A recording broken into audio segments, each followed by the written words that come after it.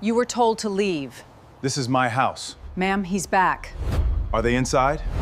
Keep moving. Nobody moves another box. Do not enter. That photo is my daughter. Should we stop? Continue. This feels wrong. Put the box down. Ownership has not been verified. Who gave permission to enter? Let's keep this calm. We had approval. From the owner? From the board. Did she just say board? This is emergency compliance. My child slept here last night. There's a kid? Ignore that. Ma'am, say exactly who opened the lock. What is that? Something that was inside before you entered. Ma'am, did you see that? I don't want part of this. Keep recording. Stop filming. Everyone stay where you are. Should we stop recording? No, keep it up. This is private association activity. Not anymore. I'm setting this down. Everybody give space. When the HOA president saw me step back onto my own porch, the color left her face.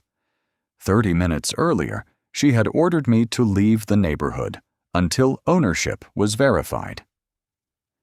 Now her crew was inside my house, carrying boxes toward the driveway, while my daughter's framed photo lay face down on the floor.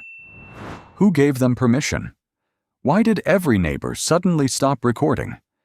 And why did I quietly hold up one sealed envelope instead of calling the police first? By sunset, the whole street would learn that the man they treated like a trespasser had come home for a reason no one expected. The hinge gave a squeal when Marcus pushed the front door open with 2 fingers. Inside, boxes stood in crooked rows across the foyer. One had been cut open. Towels spilled onto the hardwood. Near the baseboard, Elise's school photo lay face down, the frame cracked at one corner. "Do not enter," Marjorie Vale said behind him. "Mr. Reed, you were told to leave until verification was complete." Marcus bent, turned the frame over, and brushed dust from his daughter's smile. "This is my floor," he said. A man in gray work pants froze beside the stairs with a taped box. The label read, Elise. Books. "Brent," Marjorie snapped. "Continue." Brent Calloway shifted the box, but did not move. Across the street, water ticked against a mailbox. Neighbors stood on the lawns, phones low. Lena Brooks kept hers pointed toward the doorway, hand trembling against a maple trunk.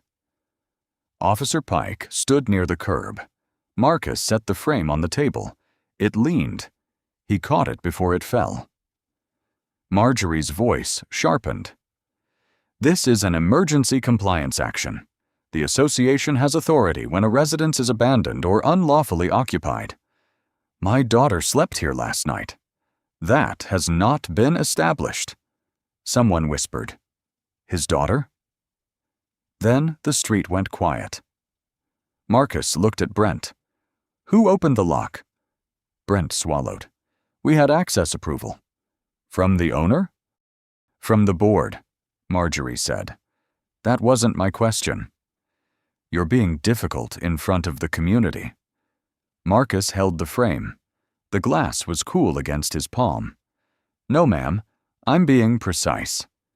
"Mr. Reed," Officer Pike said, "step back outside while we sort this out."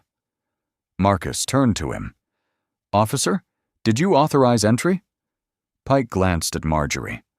"I was told there was a property dispute. Did you see a court order?" "No."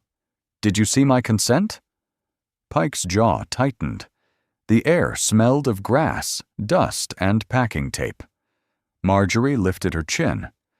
"The association does not require consent when standards are at risk."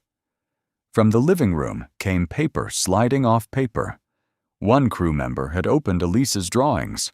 A page drifted near his boot, bright with crayon stars and a yellow house. Marcus took one step forward. Brent said quickly, "Wyatt, don't touch that." The younger worker pulled his foot back. Lena lowered her phone.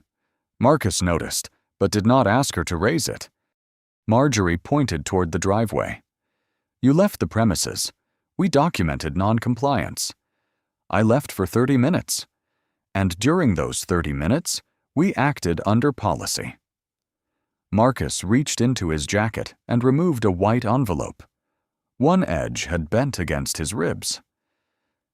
Dale Harriman stopped typing. Claire Wexler whispered, "Marjorie." The HOA president stared. "What is that?" "Something that was on my kitchen table before your crew came in." "Don't answer him," Marjorie said. "I haven't asked him anything yet," Marcus replied. He placed the cracked photo beside the envelope on the rail. For a moment, daughter and paper stood together in the amber light. Marcus looked at the doorway, the towels, the crayon page on the floor. "Before one more box leaves this house," he said, "I need everyone here to remember exactly where they were standing." At 7:06 that morning, before the porch filled with neighbors and lowered phones, Marcus Reed balanced a box against his hip and nudged the front door open with his shoulder. "Careful," Elise called behind him. "That one has Mom's blue bowl." Marcus stopped. "Then it gets first-class treatment." "You said that about the toaster." "The toaster has suffered enough." Elise crossed the threshold with tape on her wrist. The house smelled of cardboard, lemon cleaner, and sawdust. Pale October light cut across the room. Every sound bounced. Shoes on hardwood, tape tearing, a truck backing up beyond the gate. He set the box on the counter. Elise peeled a paper star from her notebook, pressed it onto a carton, and wrote, "Kitchen Dreams" in careful letters. "That's a big name for plates," he said. "It's not for plates." She looked at the bare nook. "It's for Saturday pancakes, and when you stop burning eggs." "I have burned eggs twice." "4 times. 2 public incidents." She laughed, and for a second the house felt warmer than the sun could make it. Marcus unpacked 3 mugs and turned the chipped blue one so its handle faced away from the edge. His thumb stayed on a crack near the rim. Elise saw it and got busy with tape. A slow crunch of tires came from the street. An older man in a tan cardigan drove a silver cart to the driveway. "Morning, Samuel Ortiz, Lot 31, former teacher, collector of misplaced mail." Marcus shook his hand. Samuel's eyebrows were uneven, his eyes too sharp for a man pretending mail was his only business. "Marcus Reed, this is Elise." "Welcome to Willow Ridge," Samuel said. His gaze flicked toward the gate. "It takes a minute to understand the place." Elise leaned on the rail. "Is that good or bad?" "Depends on who is explaining it." Across the street, curtains shifted. A woman jogging by slowed to study the boxes, touched her earbud, and kept moving. At the corner, a white sign read, "Willow Ridge Estates Homeowners Association." The sign shone bright enough to catch the sky. It did not catch Marcus. A landscaping blower started 2 houses down. Elise covered one ear. "Do we have rules about boxes?" "We have rules about everything," Samuel said. "Most are harmless when handled by harmless people." Marcus looked at him. Samuel lowered his voice. "Keep copies of everything." A mover carried in a mattress and bumped the frame. Marcus turned to help, but Elise caught his sleeve.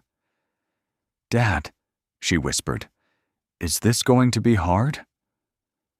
He followed her eyes to the windows across the street. He could have talked about the way some neighborhoods measured strangers before learning names. Instead, he took the tape from her wrist and sealed the Kitchen Dreams box with one clean strip. "Today we make beds," he said. "Tomorrow we learn the streets." "And pancakes Saturday?" "Even if the eggs file a complaint." Her smile returned, smaller but real. Samuel backed toward his cart. "If you need anything, knock on 31. I hear most things before I should." "I appreciate that." Samuel hesitated. "One more thing. If someone from the board comes by, don't let the smile fool you." Before Marcus could answer, an engine hummed beyond the gate, and the bars began sliding open. The gate bars slid apart, and a white golf cart rolled through as if the street had been waiting. A woman in cream linen stepped out before the cart stopped. Her silver hair was pinned tight, a navy folder under one arm, and a pen clicked once. Samuel's mouth tightened. That would be the smile. "Good morning," the woman called. "You must be with the moving company." Elise froze in the doorway, with a pillow to her chest. Marcus set the tape dispenser on the porch rail. "I live here." The smile held. "Temporary occupancy can be confusing during transfers. Marjorie Vale, president of Willow Ridge Estates, HOA." Behind her, a smaller woman climbed from the cart with a tablet. Claire Wexler looked 39, rain-gray eyes, one finger near her glasses. She said nothing. "Marcus Reed," he said. Marjorie's pen scratched across a yellow form. "Representative name received." "Owner?" "Scratch." "Claimed owner," she murmured. A young mother with a stroller slowed near the mailbox. Her toddler kicked one red shoe loose. "Morning, Mrs. Vale." "Tessa," Marjorie said, "keep the sidewalk clear. Active compliance intake." Tessa Morrow bent for the shoe. "Sorry," she whispered. Elise stepped out. "Dad? Take the pillows upstairs." Marjorie lifted a palm. "Children should remain away from association matters." "My daughter can stand in her doorway." The pen scratched again. Claire glanced at the tablet. Something on the screen made her thumb stop. Marjorie moved closer. Willow Ridge maintains standards for presentation, waste visibility, vehicle limits, color, and occupancy verification. I read the packet. The digital summary is not the packet. It came with the closing documents. Marjorie's eyes flicked up. Closing documents? Marcus waited. The leaf blower 2 houses down cut off. A strip of tape stuck to Elise's sleeve and lifted in the thin quiet. Claire cleared her throat. "The lot transferred last Friday. County records show." "County records can lag. The association relies on its own intake process." Samuel's cart beeped. He looked at Marcus, then at the folder, then down. Marcus wiped dust from his palm onto his jeans. "What do you need?" "Proof of authorization to occupy, exterior forms, and a 30-day compliance deposit." "There are no visible changes. We moved in this morning." "Boxes are visible from the roadway." "They're moving boxes," Elise said. Marjorie's pen hovered. "Then they must be removed from public view by dusk." "We'll break them down." "Before dusk." "Yes?" The pen scratched anyway. Tessa pushed the stroller forward, then stopped because the red shoe had fallen again. She picked it up without looking at Marcus. Marjorie handed him a stapled notice. "Welcome to Willow Ridge. We find clarity prevents unpleasantness." Marcus read the first line. "Occupancy irregularity observed." His name was misspelled. Marcus read. He looked at Claire. Her lips parted, then closed. Marjorie clicked the pen shut. "We'll return for verification." The cart hummed away. Elise touched the paper star still stuck to her sleeve. "They got your name wrong." Marcus folded the notice and slipped it into his back pocket as Marjorie stopped at the next house and opened the folder again. The refrigerator hummed inside the empty kitchen. Marcus found the red notice at 5:42 p.m., clipped beneath a peach-shaped magnet. It had not been there when he carried in the last lamp. The paper trembled each time the air conditioner kicked on, a bright square against white metal. Elise stood on a step stool, sliding cereal bowls onto the lowest shelf. "Is that from her?" Marcus pulled the notice free. "Looks like it." "Did she spell your name right?" He read the first line. "Final warning of non-compliant presentation and occupancy review." "No." "What does it say?" Elise asked. "That our front door color requires approval." "It's brown." Apparently, it may be the wrong brown. She turned with a bowl in both hands. That's real? In some places. He kept reading.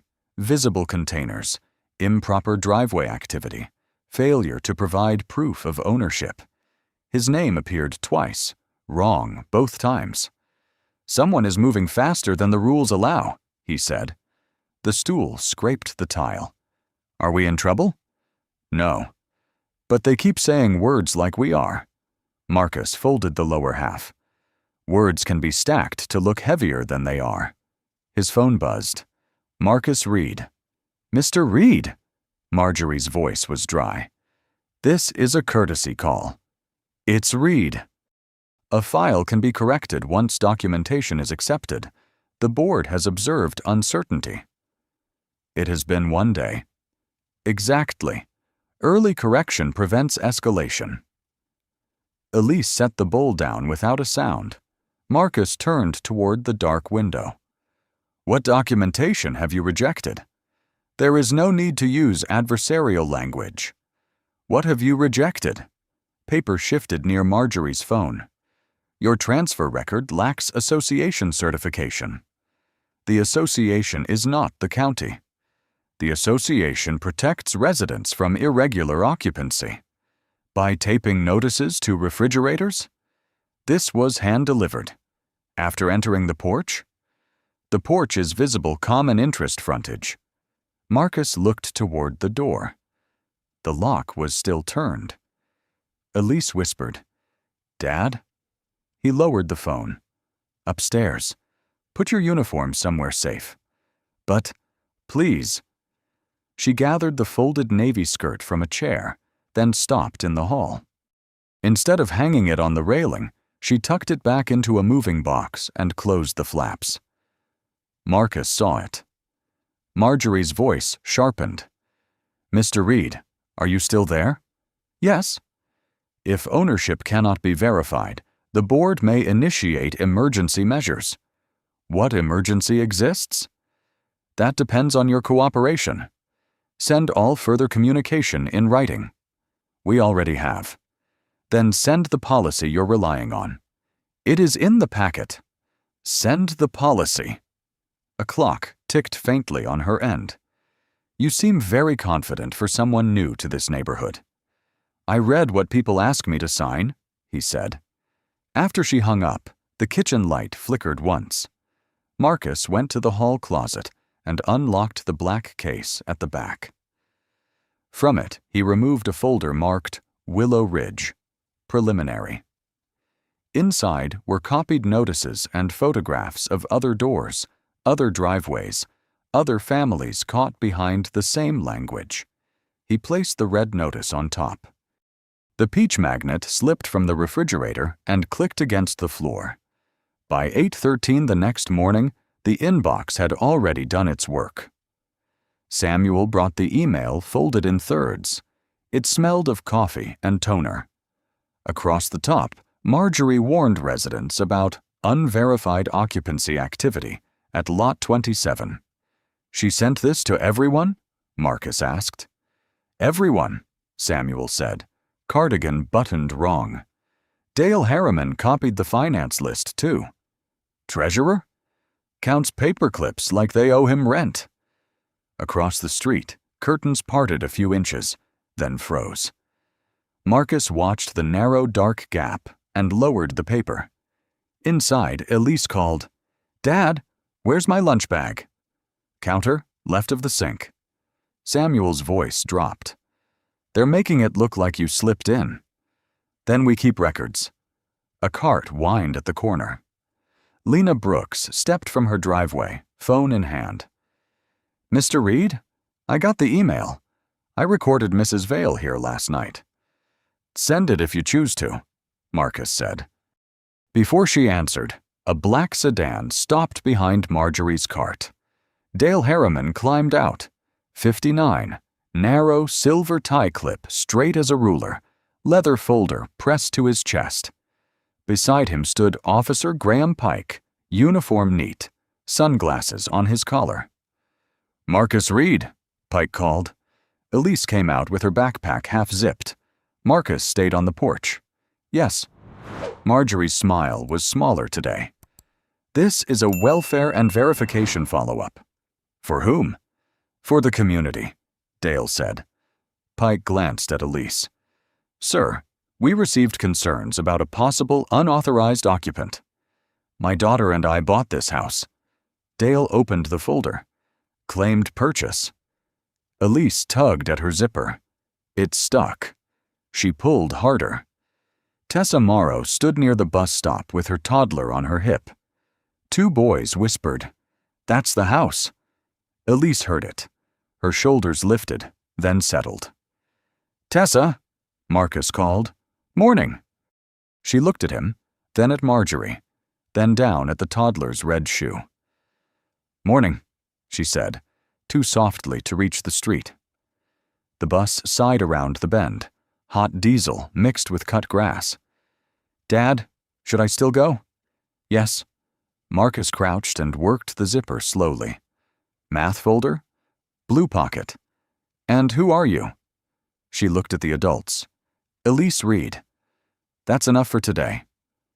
Nobody spoke until the bus doors folded shut. Marjorie checked her watch. "Now that the child is away, we can address documentation." "All requests in writing," Marcus said. Pike cleared his throat. "It may be easier if you show them what they're asking for. If someone sent an email about your home before breakfast, would you hand over personal papers on the curb?" Pike's sunglasses swung against his chest. He did not answer. Dale slid a card from his folder. "Failure to cooperate may trigger access review." "Access to what?" "To determine whether the property is secure," Marjorie said. Behind her, Lena lifted her phone. This time she did not lower it. That evening, after Elise fell asleep with her lamp on, Marcus unlocked the black case again. He placed Marjorie's email beside 3 older complaints and a folder marked Calvin Moss, underlined in blue. Outside, the curtains across the street moved again. This time, Marcus saw the small light of Lena's phone glowing behind the glass. At 2:03 p.m., Marcus was tightening the loose screw on Elise's desk lamp when the doorbell rang twice, hard enough to rattle the hall. Through the side glass, he saw Marjorie Vale on the porch, Officer Pike beside her, Dale Harriman behind them. Samuel's cart idled at the curb with Elise in the passenger seat. Marcus opened the door. "Mr. Reed," Pike said, "we need to resolve the property issue." "There is no property issue." Marjorie lifted a printed sheet. "The association has not accepted your ownership package." "I didn't submit one." "Exactly." Marcus opened the county recorder page on his phone. "Deed recorded Friday. Lot 27. My name is there." Dale leaned forward. "County records are not association certification. They are ownership records." "Different standard," Marjorie said. Pike rubbed his thumb along his belt. "Sir, if you could step outside while they verify." Marjorie's smile thinned. "Until occupancy is cleared, we are asking you to leave temporarily." From the curb, Elise sat up. "Dad?" Samuel kept one hand on the wheel. "She just got off the bus." "I see her." "Then let's not make this difficult," Marjorie said. Marcus looked at Pike. "Are you ordering me off my property?" Pike glanced toward neighbors at driveways. "I'm asking you to cooperate." "With whom?" "With the process." "What process?" Dale opened the folder. Paper clicked under his fingernail. "Emergency verification review." "Show me the policy." Marjorie nodded to Claire, who stood with a tablet held to her chest. Claire tapped twice, stopped, then whispered. "Section 9 is about exterior hazards." "Scroll," Marjorie said. "There isn't language for removing an owner." Dale's jaw moved. "Temporary absence from disputed occupancy." "That phrase is not here," Claire said. For the first time, the porch did not belong to Marjorie's voice. A sprinkler ticked across the lawn.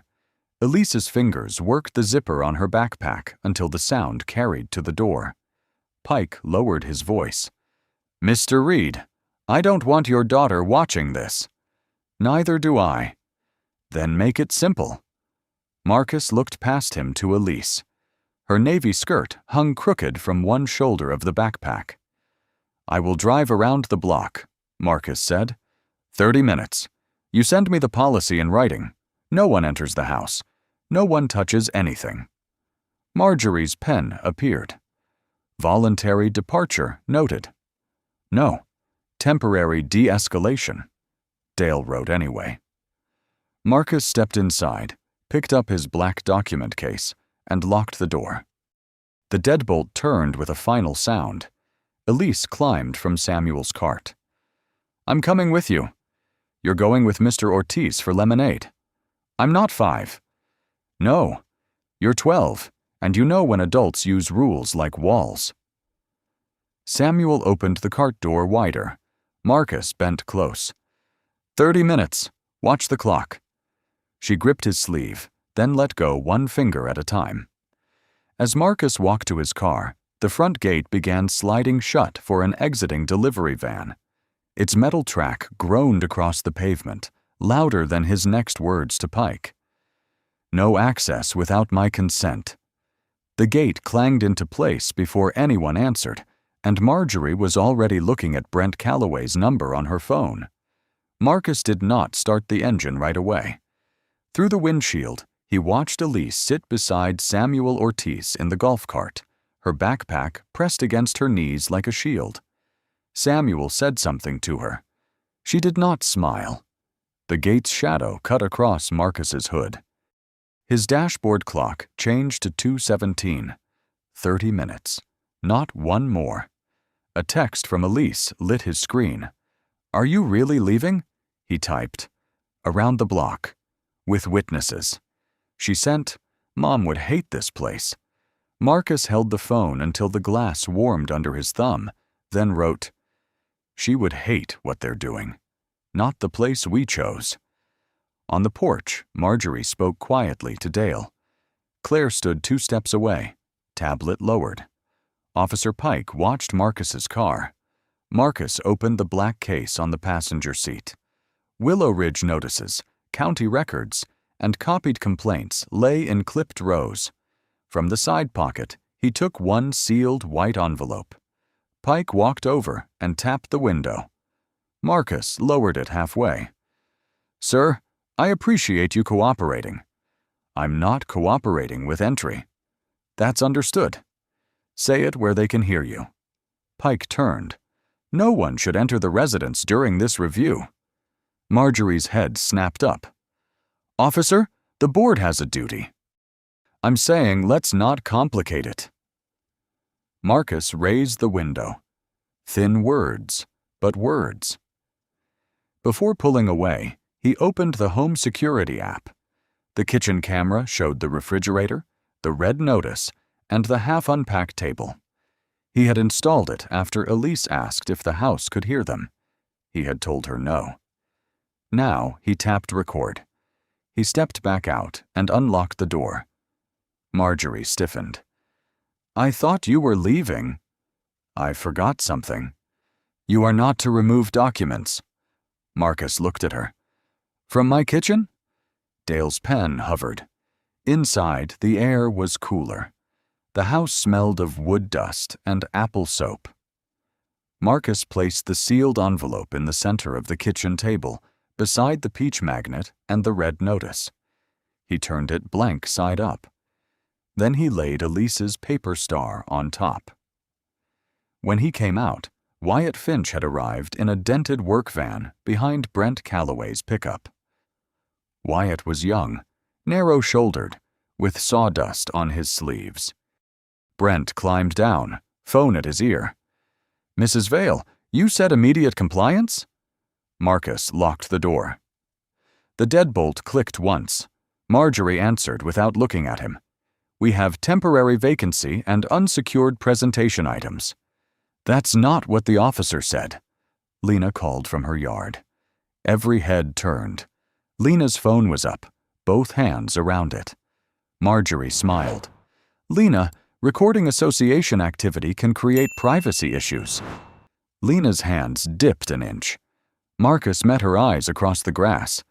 He said nothing. After a moment, the phone rose again.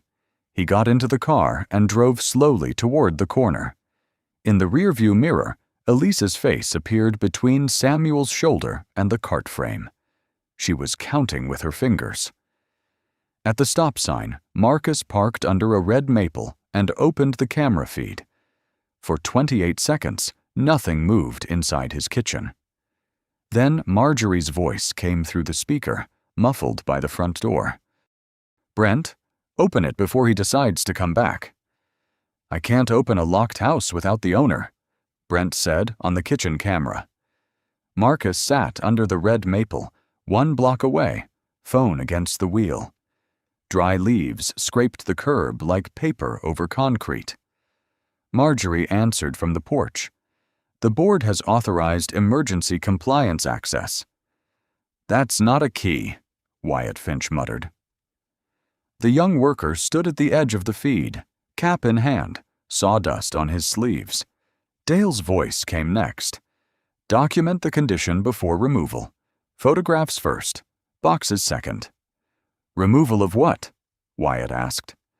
"Unverified occupancy materials," Marjorie said. Marcus enlarged the screen. His kitchen table filled the frame. The sealed white envelope, the red notice, the peach magnet, Elise's paper star. A small hand knocked on his passenger window. Elise stood there, breath quick, Samuel's cart behind her. Marcus lowered the glass. "You were supposed to stay." "You were supposed to come back in 30 minutes. She looked at the phone. "Are they inside?" "Not yet." From the speaker came a metallic scrape. Elise's face changed. "Dad." Marcus held up one finger. On the porch camera, Brent bent near the lock. "This is a bad idea." "It is a paid work order," Marjorie said. "You wanted the Ridge contracts renewed." The scrape came again. Then the deadbolt gave a dull, wrong sound. Samuel whispered, "Lord." The front door swung inward. On the kitchen feed, light shifted across the floor. Brent entered first, moving like a man stepping into cold water. Wyatt followed with his phone raised, but his camera pointed down. "Boxes by the stairs," Marjorie said. "Personal items can be staged in the garage." Marcus started the engine. Elise grabbed the window frame. "Let me come." "No." "They're touching our things." "That's why you don't need to see it from the doorway." She stared at him, then stepped back. "Samuel," Marcus said. "Keep her with you." The feed jerked as a box blocked part of the view. A worker lifted towels. Another opened a carton labeled Elise. Books. Wyatt reached for the crayon drawing on the table, then hesitated. "This is a kid's." "Photograph it," Dale said. "Then clear the surface." Marjorie's shoes clicked nearer the table. "Ignore the envelope. It's bait." Claire's voice cut through. "Bait for what?" No one answered. Wyatt picked up the drawing with gloved fingers. Dust left a gray crescent across the yellow roof Elise had colored 2 nights ago. He saw the mark and rubbed once, making it worse. "Don't," Brent said. Wyatt froze. Marcus pulled away from the curb. On the phone, Lena's voice rose outside the open door. "Mrs. Vale." He said no one enters. Marjorie appeared in the kitchen frame. "Lena, unless you are prepared to testify to legal authority, stop interfering." The video wavered. Lena must have stepped back. Elise ran beside Samuel's cart before he caught her backpack strap. "No, sweetheart." Marcus saw it in the mirror and gripped the wheel. At the entrance to Willow Ridge, the gate took 6 seconds to open. The feed showed Brent lifting Elise's book box. A photograph slid from the top, bounced once, and landed face down near the baseboard. Marjorie pointed toward the driveway. "Move faster! He's coming back!" Marcus turned into Willow Ridge at 2:46 before the gate had finished opening. Brent Calloway was halfway down the porch steps with Elise's book box in his arms. Blue paper stuck beneath the tape. The street had gone still. "Put it down," Marcus said. Brent stopped. "Mr. Reed, I was told, my daughter's books, down." The box touched the porch with a soft thud. Marjorie Vale stepped from the doorway, smile fixed too high. "You returned before the review was complete." "I returned in 30 minutes. It has been 29. Then you entered faster than you promised." Officer Pike moved from the curb. "Let's keep this calm." Marcus looked past him.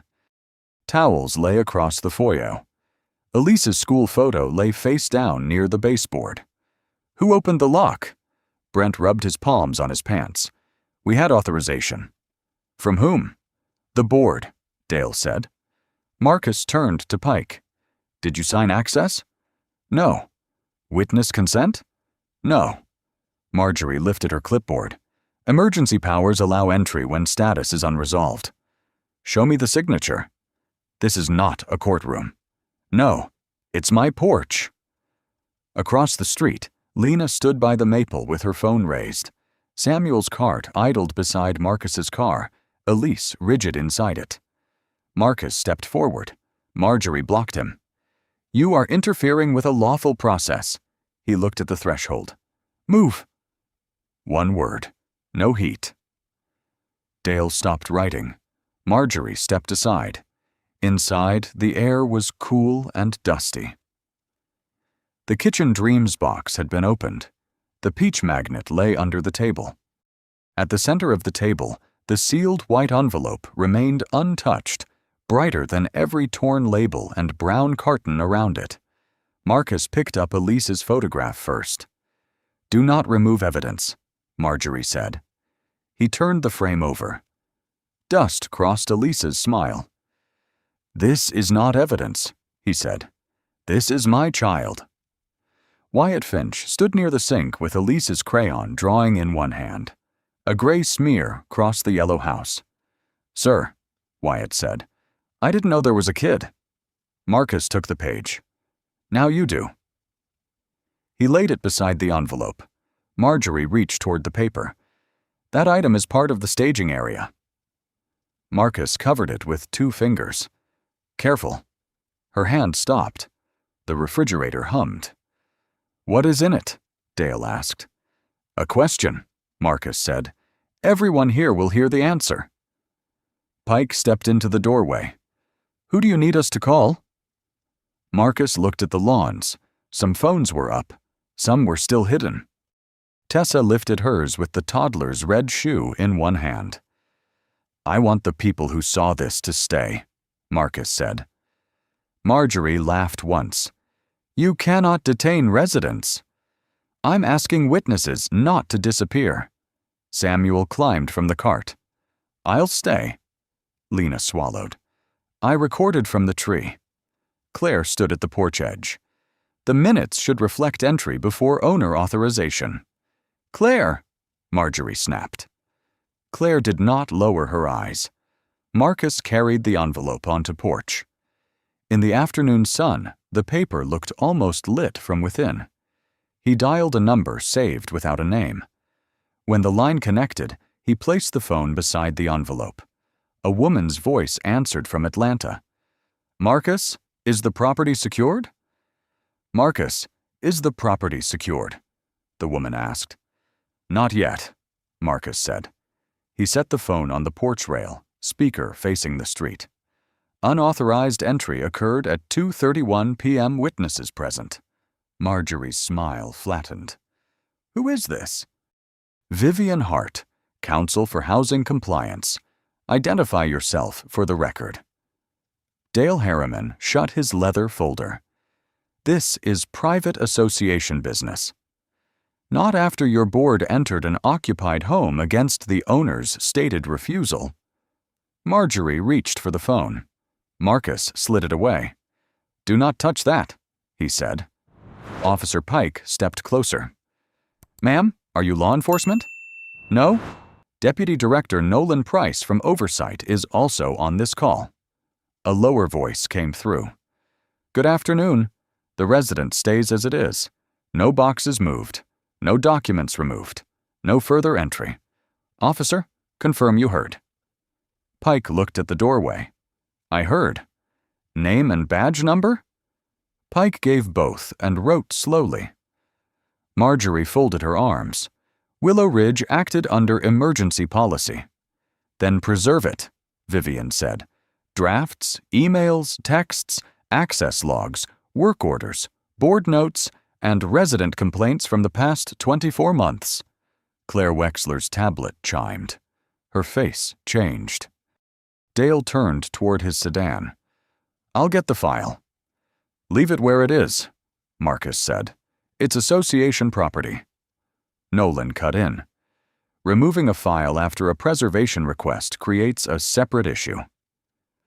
Dale stopped with one shoe off the curb. Lena's phone stayed raised. Tessa held the red shoe in one hand. Samuel rested 2 fingers on the cart frame beside Elise. Marjorie lifted her chin. Mr. Reed failed to cooperate. Vivian answered first. "Mrs. Vale, my office has 3 notices delivered here in 48 hours, 1 community email suggesting irregular occupancy, and video showing entry while the owner was away under a no-access condition." Pike turned. "You had video running?" Marcus said. "Yes." Brent Calloway whispered. "Oh, God." Wyatt Finch took off his work cap. Dust from Elise's drawing left a gray crescent on the brim. Claire stepped down from the porch. "Marjorie, the minutes can't say he abandoned it.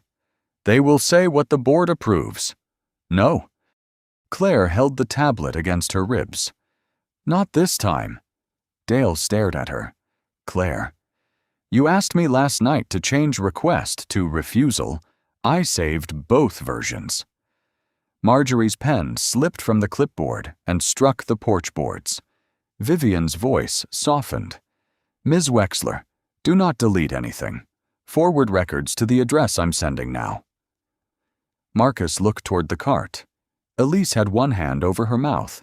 In the other, she held the paper star from the kitchen box.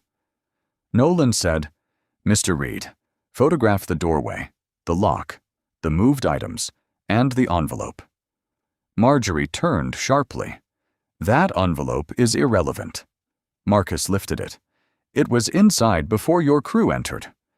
"What's in it?" Brent asked. "A copy of my written denial of access," Marcus said. "Time-stamped. Sent before I drove away." Pike looked at Marjorie. "You knew?" Her mouth opened, but Claire's tablet chimed again. On the screen, a new email preview appeared from Vivian Hart. Subject: Preservation Notice. Willow Ridge Estates. The subject line sat on Claire's tablet like a bell. Preservation Notice. Willow Ridge Estates. Marcus turned his phone toward the porch rail. The kitchen video showed Marjorie inside his house, one hand above the envelope, telling Brent, "Ignore the envelope. It's bait." Marjorie's face tightened. That recording was made without consent. "In my occupied home," Marcus said, "after I denied access." Wyatt Finch stood by the open door, cap crushed in both hands. "She told us it was vacant." Brent turned. "Wyatt." "No, she said the family was an unauthorized holdover." A sedan pulled to the curb. A woman stepped out with canvas case and laptop. She was 44, with jaw-length black hair and glasses on a red cord. "Maya Chen, independent records auditor. Ms. Hart sent me." Marjorie lifted her chin. "You cannot enter without board approval." Maya looked at Marcus. "Owner's permission to document the interior?" "You have it." Pike moved aside. Maya photographed the lock, door jamb, the fallen frame. Each click sounded cleaner than speech. Inside, the house smelled of dust and packing tape. On the laptop screen, the footage reflected Lena's face. "I should have kept filming," Lena whispered. "You filmed enough." I lowered it when she looked at me. Marcus picked up Elise's drawing. The yellow house had a gray smear. "You raised it again." Too late for the first part. Not too late for this one. Maya copied the feed. Audio filled the room.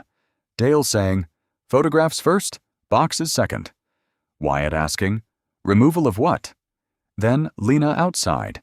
He said, "No one enters." Lena stared at the laptop. Brent rubbed sawdust from his sleeves. "We do jobs. We don't read deeds." Maya's fingers kept moving. "You read work orders." He swallowed. "Who signed this one?" Brent pointed toward Dale.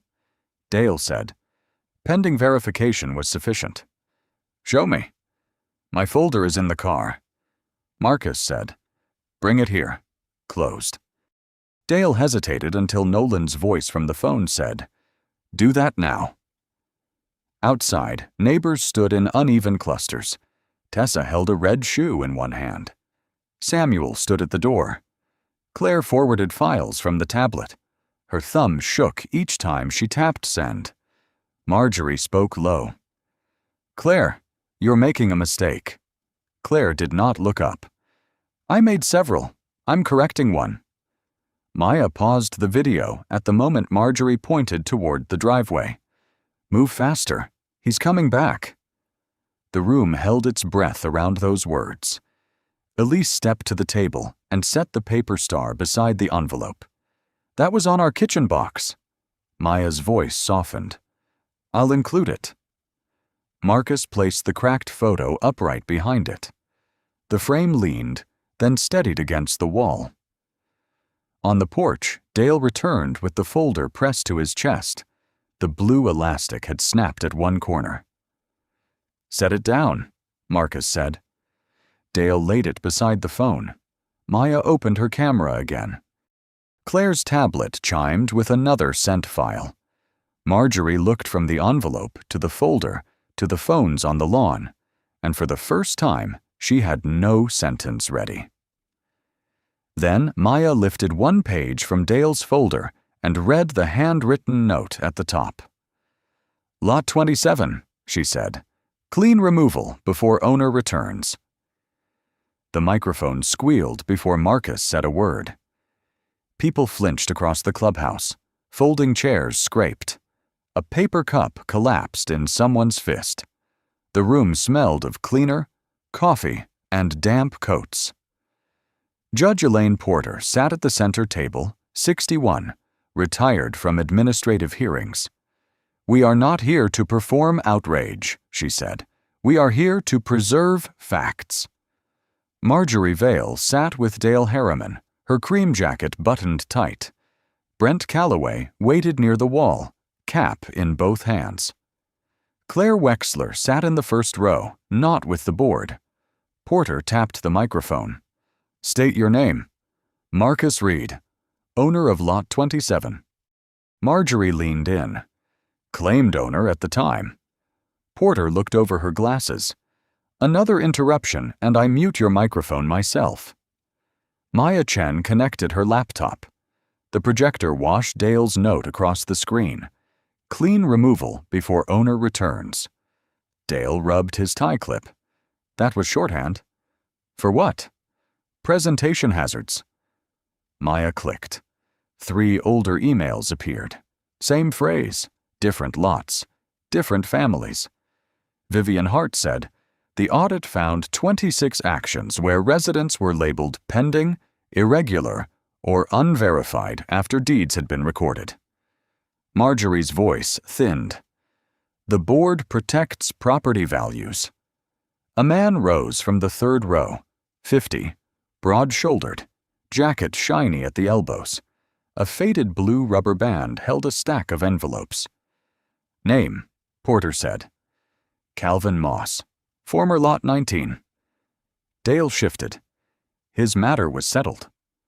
Calvin looked at him. Settled means I stopped fighting because my wife got tired of crying over mail. He laid the envelopes on the table. $300 for a trash bin I didn't own. $800 for weeds after your landscaper skipped us. Then legal fees. Then access notices. His thumb flattened the rubber band. By the time I understood the rules had eaten the house. Marcus stepped back to give him room. Calvin faced the board again. I thought it was only us. Then I saw that man on his own porch.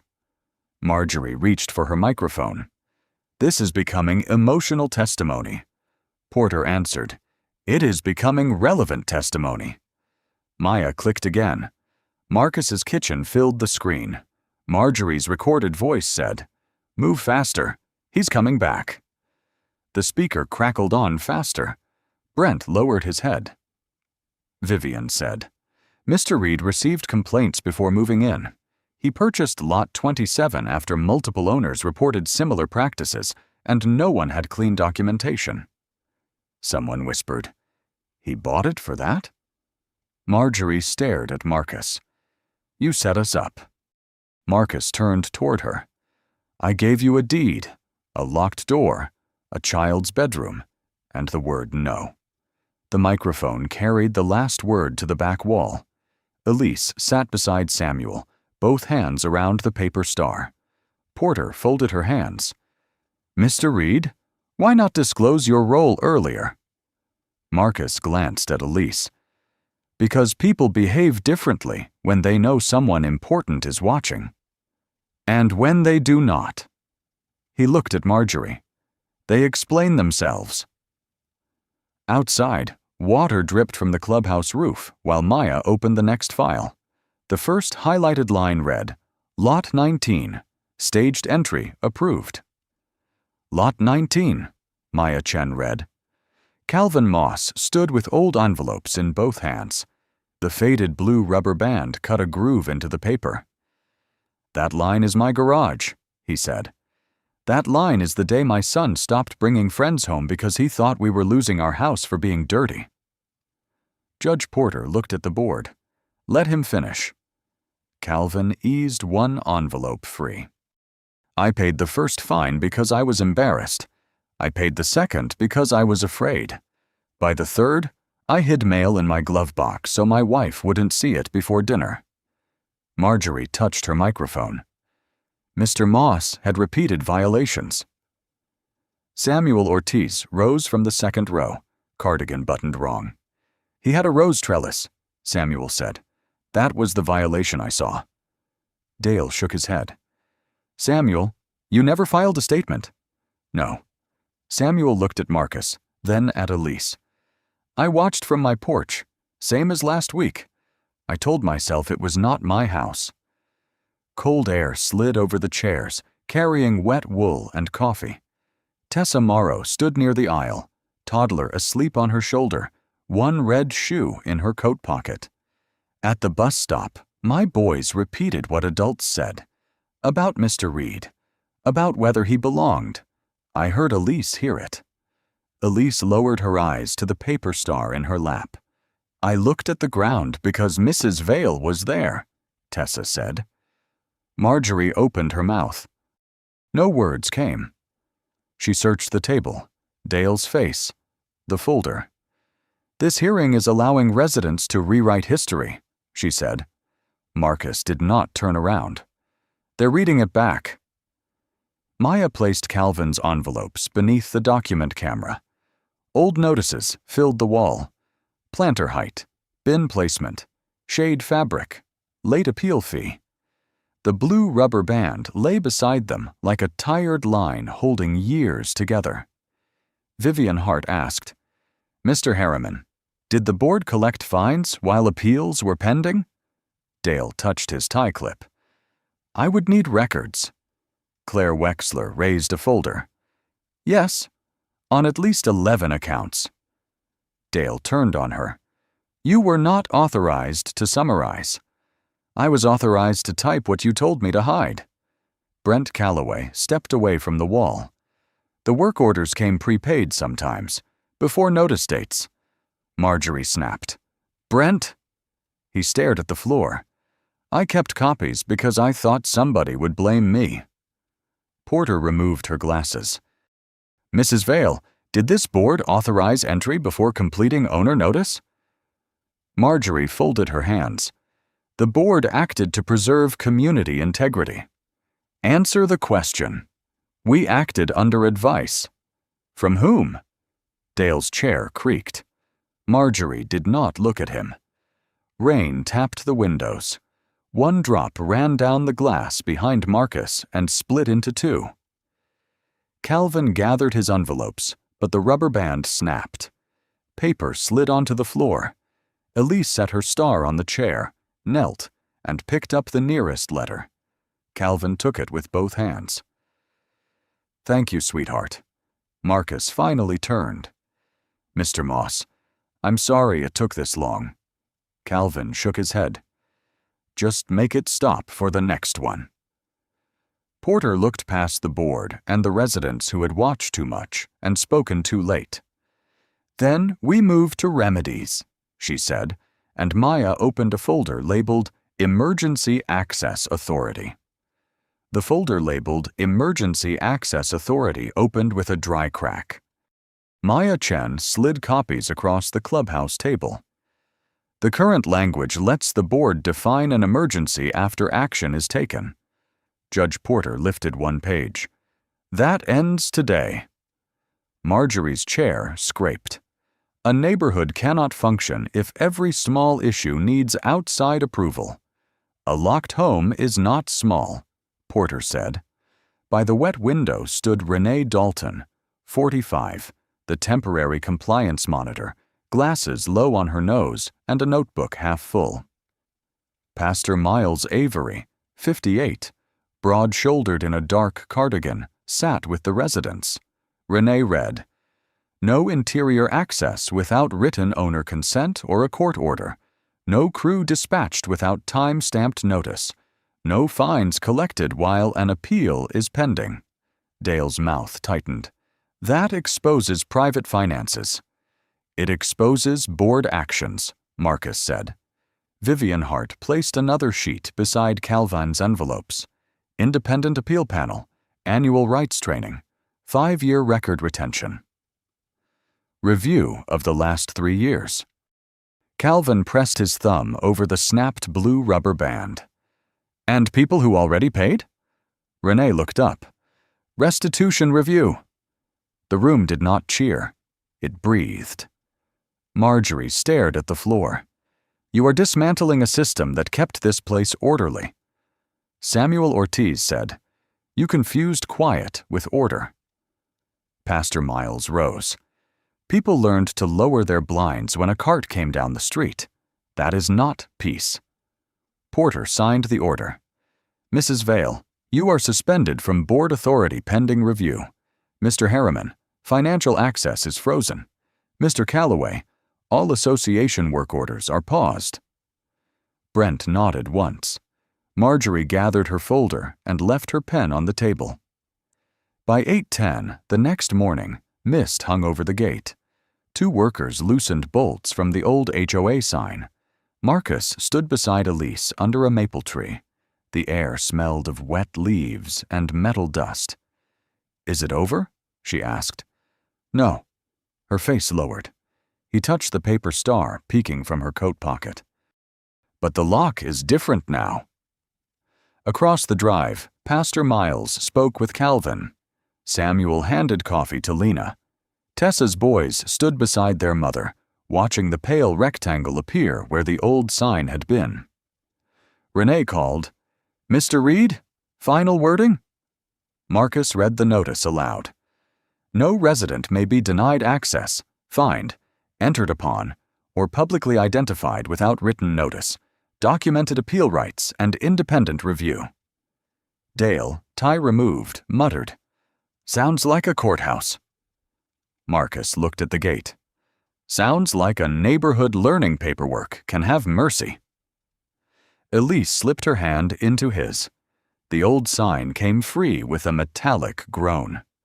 Everyone saw the clean, bright shape it left behind on the dark iron. Lena lowered her phone.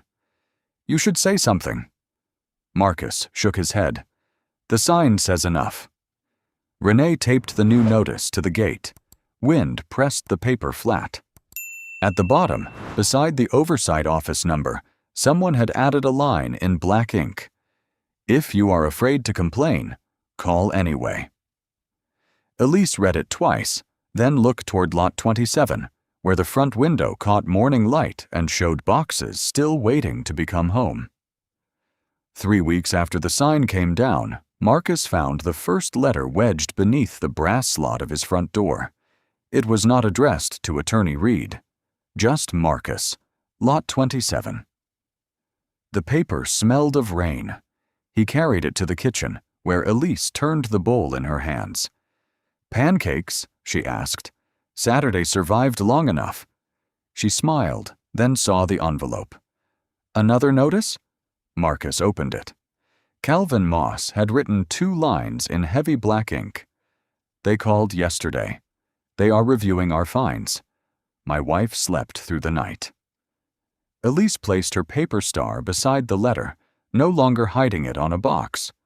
At the clubhouse, the public report arrived in a plain binder. Renee Dalton read, while residents sat in folding chairs. Marjorie Vale had resigned before the final vote and was barred from board service.